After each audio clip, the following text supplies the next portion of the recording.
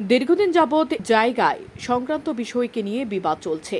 সোনামুড়া শহরের অফিসটিলা এলাকায় নাজির আহমেদ মজুমদার ও তার প্রতিবেশী সাদ্দেক মিয়ার মধ্যে জানিয়ে মামলা চলছে আদালতে।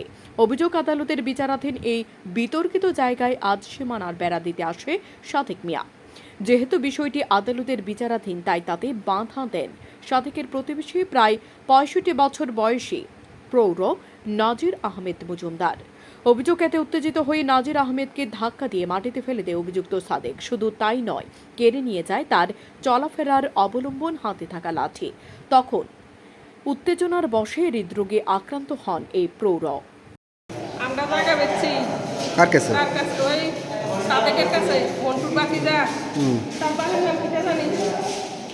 এরপরে দিয়ে জায়গাটা লইয়া সামনে জায়গাটাতে বাদ দিছে না, সামনে জায়গাটা বাদ না দিয়ে তার ইয়ে তুললে রাখছে মানে কিন্তু 4 ঘন্টা তারে বুঝাই দিছে। তারা তো সরলতা, 4 ঘন্টা তার কাছে বেচছি, 4 ঘন্টা আমি দিছি। এর বাইরে দিতে আইতাম না, ওখানতে এটা দাবি করে দিয়ে আমরা কিচ্ছু করতাম না। তে রাস্তা দিয়ে তার আইয়ে যায়, কাজ করে দূর করে আসছে। এটার লিগে মামলা চলছে।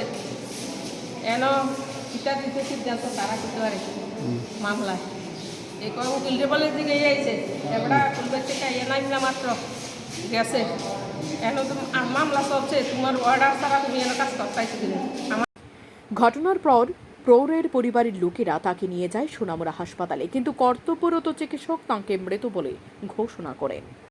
তো যতটুকু শুনলাম যে বাড়িতে কোনো একটা বিষয় নিয়ে উনি খুব উত্তেজিত হয়ে পড়েছিলেন এবং সেই কারণবশত কোনো একটা বাড়িতে কী সমস্যা হয়েছে ওদের, এটাই শুনলাম, জানতে পারলাম। তো উনি অলরেডি প্রেশার ওষুধও খাচ্ছেন। তো ওটা একটা এফেক্ট আছে যে হার্টের পেশেন্টরা যদি কোনো সময় কোনো ব্যাপারে উত্তেজিত হয়ে পড়ে, অনেক সময় যে কোনো সময় এটা হার্টের সমস্যা হতে পারে। তো সেই কারণবশত হয়তো বা উনি পড়েছেন বা এই কারণবশত কিছু একটা ঘটনা ঘটতে পারে, যতটুকু বুঝতে পারলাম। ঘটনার বিবরণ জানিয়ে অভিযুক্তদের বিরুদ্ধে থানায় মামলা দায়ের করবেন বলে জানিয়েছেন মৃতের স্ত্রী। Bureau report, news daily Bharat.